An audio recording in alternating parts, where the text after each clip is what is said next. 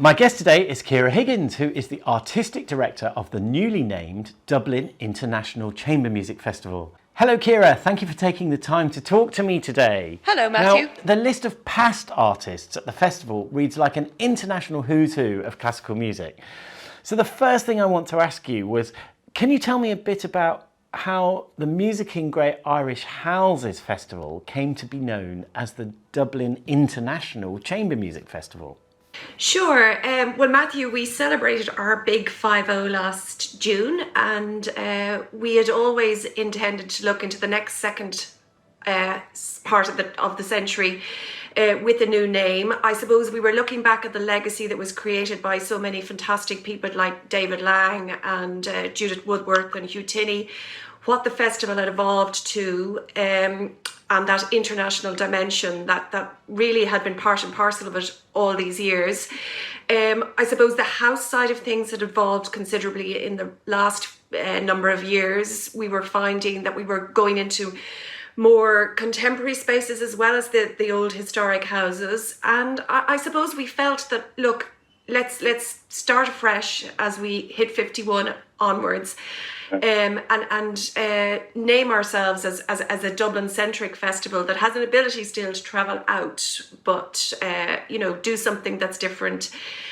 And that's it. It was so many areas that sort of evolved this new name change, and eventually I suppose COVID in itself also fed into that, because we found ourselves last year doing a little bit of that output online, but obviously this year it's considerably more enhanced.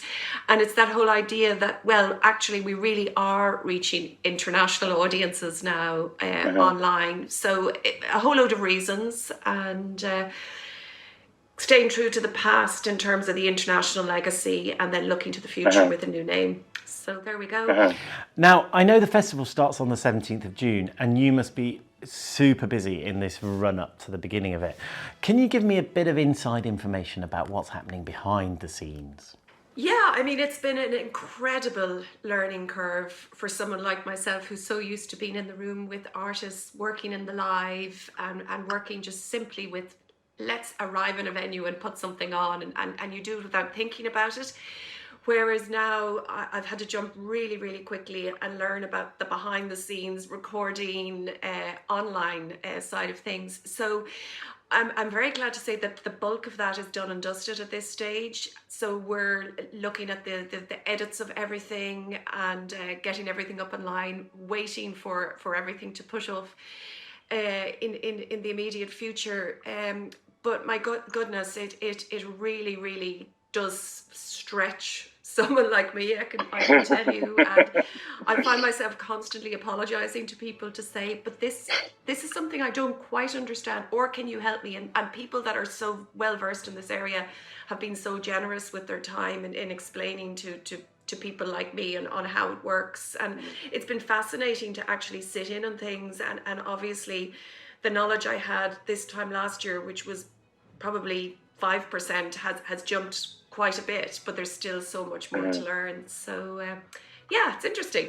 Yeah, it sounds totally fascinating. So before I ask you about the ICO concert, can you tell me, you've got a wonderful variety of concerts planned, and I have to say I particularly like the musical postcards idea, but can you tell me, in general, what's to look forward to? Well, the whole postcard idea was, I suppose, in January we started to really, really consider what was going to be possible. And at that stage, in talking to people that we had hoped would travel into the country, talking to them, we all felt this is looking really, really bad at this stage. And it was this whole idea of staying true to people that we had committed to in 2021, and that they probably couldn't get in realistically without doing an extensive amount of the quarantine side of things. So how would they actually reach your audiences? So it was this whole thought of, well, look, it's almost like you're sending a musical postcard from where you're based. And then ditto with our own Irish artists who have filmed some of these postcards. It's, well, they can't necessarily reach audiences still at the moment in Europe and beyond. So they're sending their own musical postcards. And of course, for the Irish ones, we're in stunning spaces that are Office of Public Works buildings, such as Farmley House, and we had one in Rathfarnham Castle, which is amazing, Chapel Royal in Dublin Castle. So, you know, it's not just about the performance, it's also about these stately houses as well for our online audiences. So it just was a good fit. They're very short. Some of them, the shortest one is only 3-4 minutes in length. It's a beautiful recording of Dunhill's The Cloughs of Heaven, which we're going to have online through the festival. And then the longest one, I think, is probably Philippe Cassard's Postcard from Paris, which is just so charming. It's filmed in his own home, and he's rather lovingly dedicated the Revel Pavane to all who have died of COVID in the past 15 months. So it's just something very homely and considered and warm, which of course is the person that Philippe is. So that's the whole postcard idea. We've 11 of them. Fantastic.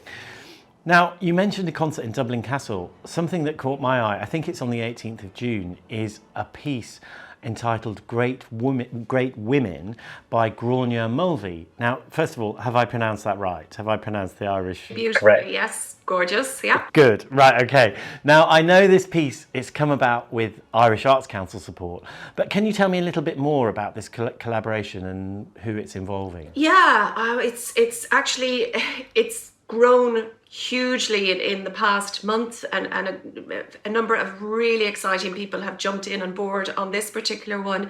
Gráinne, myself and Elizabeth Hilliard have been talking about this maybe for 2 or 3 years now.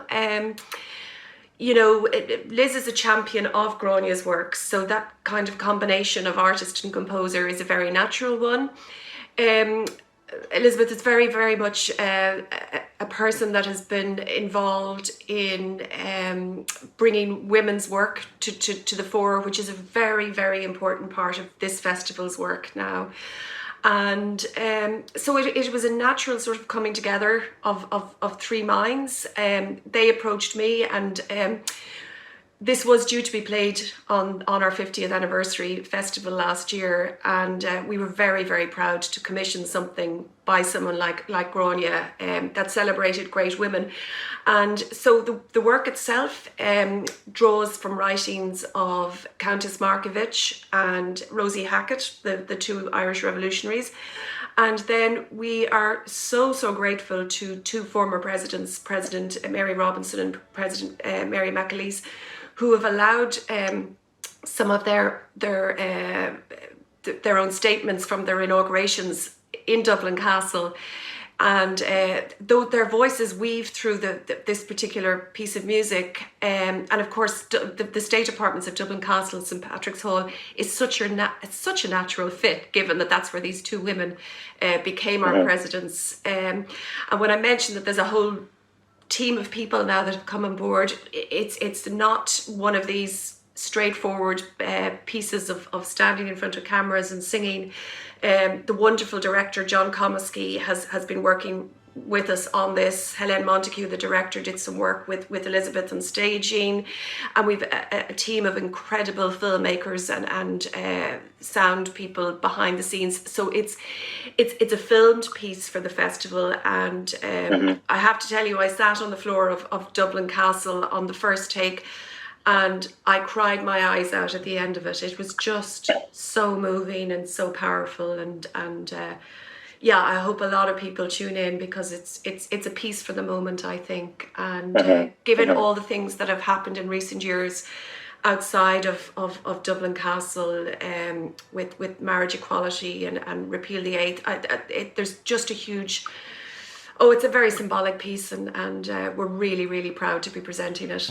The Irish Chamber Orchestra concert is a real highlight for the orchestra, I have to say, because it involves the second world premiere of your festival, which is David Fennessy's new guitar concerto, Rosewoods, performed with Sean Sheba. The orchestra love playing Dave's music. They really, really do. Now, can you tell me a little bit about the music and what is behind this collaboration? Yeah, I mean, this started off looking back to the first festival in 1970, which, would you believe, featured John Williams.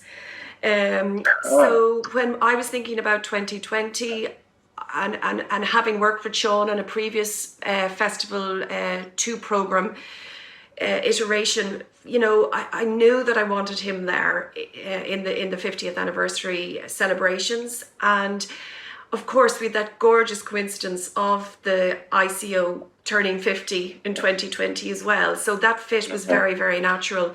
We looked back to what John Williams played and what the orchestra at the time, which wasn't the ICO, played, and what we had planned for last year was some of that music. Now that has now evolved because it didn't happen in 2020.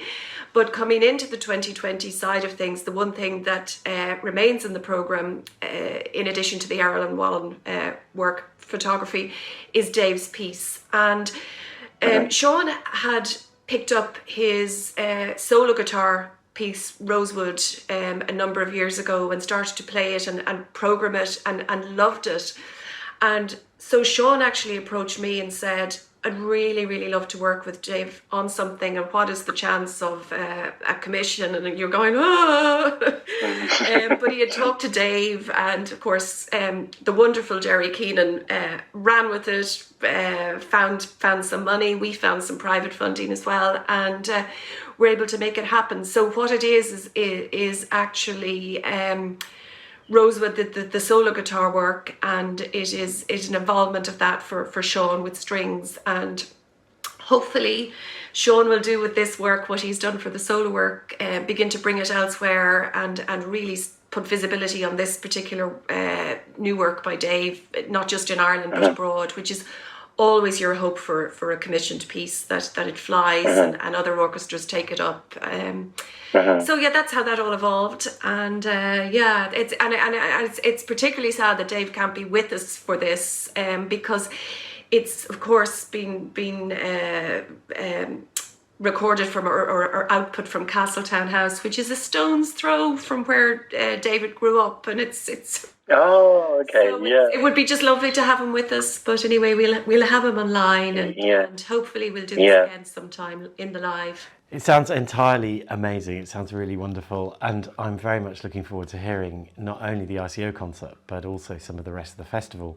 Can you tell me quickly the best way to access it all? Yes, well, if you come on to our website, which is www.dicmf.com, it will bring you into the individual pages of each concert or into the postcard series, and there is a direct link to, first of all, for a number of the concerts, book tickets, which are only €10 and €5. And then for all the postcards, they're all output online for free. So again, there's a link there from each individual postcard. But watch our social media platforms, Facebook and Twitter, also to see how things are happening. And the Irish Chamber Orchestra concert with Sean Sheba is via the ICO's website. But if you come onto our website, we'll bring you directly onto that as well. Fantastic. Many thanks again, Ciara. I really appreciate you taking the time today. The Dublin International Chamber Music Festival runs from the 17th to the 21st of June, and I, for one, am really pleased it's being broadcast online, because there are some things which are just too good to miss. The Irish Chamber Orchestra, as Ciara said, will come from Castletown House, where the original festival began, and it is on Monday the 21st of June. Take care, and I will see you soon.